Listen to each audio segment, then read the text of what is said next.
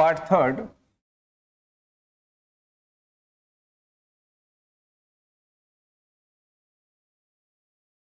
is fundamental rights.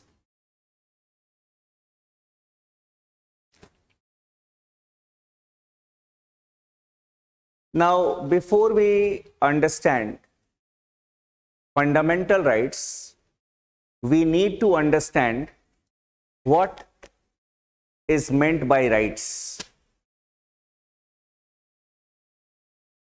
Rights are not privileges. Rights are the claims of an individual on an authority.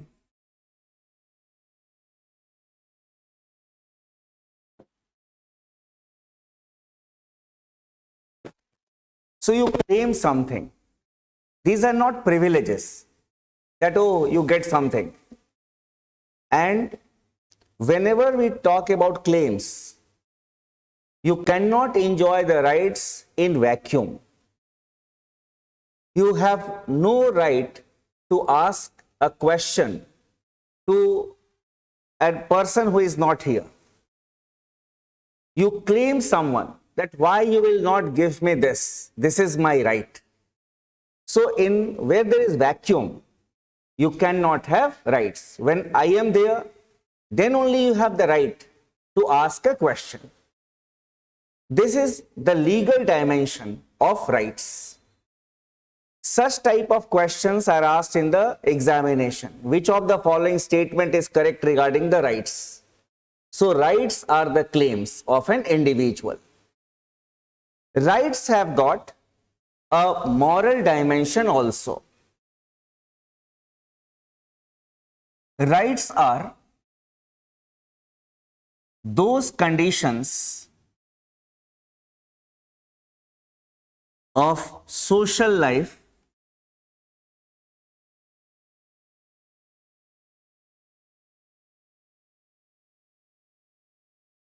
without which no individual can claim or can be at his or her best self.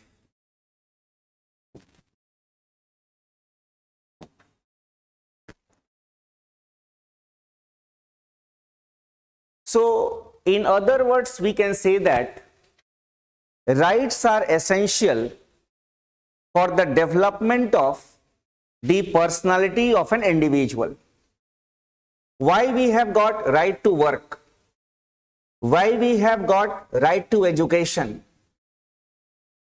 And why we have got this right to freedom of speech and expression? Without the rights, we cannot be at our best self. Our personality cannot be developed. Now, after understanding this concept of rights, when we talk about this concept, fundamental rights, fundamental means basic rights. When we need to understand the history of fundamental rights, then basically it goes back to the concept of human rights.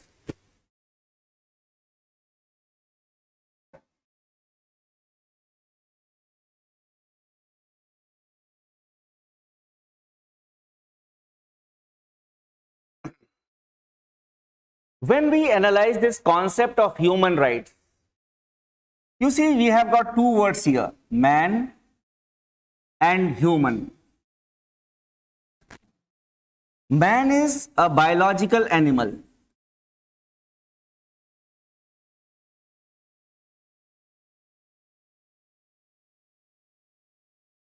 And human is a sociological entity.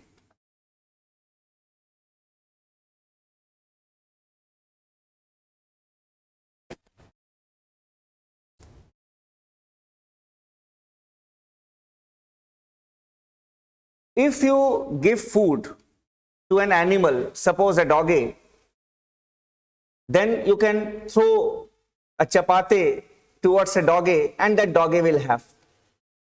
And he will start loving you also. But when you go home and your mama will just say, have this food. Then what you will say? Mama, please don't treat me like a doggy. I am a human being. You want to be treated with dignity. You want to be treated with dignity. You want to be treated not as a biological animal, but as a sociological entity. So, when we talk about human rights, the simplest definition of human rights can be: human rights are considered essential for a dignified human existence.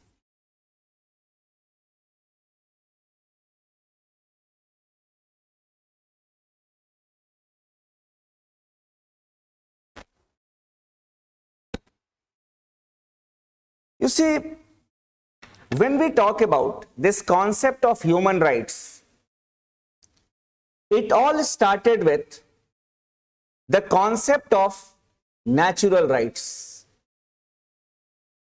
Right to life, right to liberty, and right to property. And the classical liberals, especially John Locke, he favored the theory of natural rights. And the classical liberals, they were of the view that these rights, that is right to life, right to liberty, and right to property, are given to us by nature. They have not been given to us by the state or by an individual. That is why the state or an individual has no right to take back these rights from us. So the natural rights were considered as absolute in nature. Not only this, these rights were also considered as inalienable rights. Just as we cannot alienate a tree from its right to have leaves, flowers, and fruits without ending its existence. Similarly, according to the liberals, you cannot take these rights from an individual without ending his or her existence. So it started like this. No proper theory of human rights was developed, but the concern for human rights was felt during the Second World War, and two incidents took place. One was the mass killing of the Jews by the forces of Hitler, and secondly, atom bomb on Hiroshima and Nagasaki. The whole world started thinking that if the individuals, they are to be butchered like animals, and the concern for human rights was felt. And the first effort was taken in this regard when the United Nations was established. That was in 1945. The written charter of the United Nations holds that the objective of the organization is to stop the future wars. But as far as my understanding of the UN Charter goes, the objective of the United Nations is to protect the human rights of the people across the globe. Because war is the greatest violation of human rights. And when you are talking of protecting, we can say, stopping the future wars, it means you are thinking of protecting the human rights. But a detailed charter of the human rights was not mentioned in the Charter of the United Nations.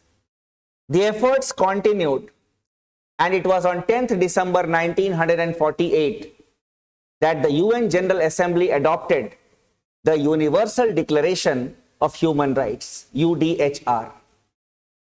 And UDHR is the source of human rights in the world. It contains a preamble and 30 articles. And these articles, these rights which have been mentioned in the Universal Declaration of Human Rights, they are not binding on the nations, but it is expected that a democratic country should incorporate more and more human rights in its law of the land and give it to the citizens. Those human rights which have been incorporated in Part 3rd of the Constitution, and they enjoy special sanction of law. That is, you can go to the highest court of the country if they are violated or not enforced, are termed as fundamental rights. So fundamental rights are basically human rights.